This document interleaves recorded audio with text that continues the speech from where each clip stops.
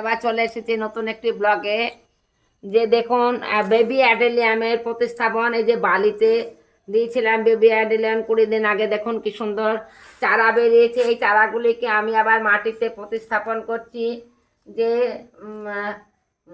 এই বেবি অ্যাডেনিয়ামগুলা যাতে সহজেই বড় হতে পারে।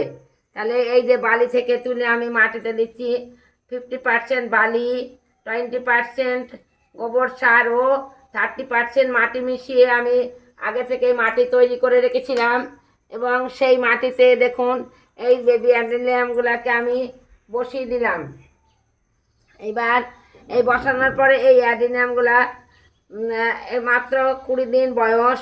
তাতে আমি এই মাটিতে এই যে বসালাম, বসানোর পরে এই যে এইগুলা দেখেন, এইগুলার 5 মাস বয়স। এই এই এই রকম তৈরি হবে। তারপর আবার আমি অন্য পটে দিব।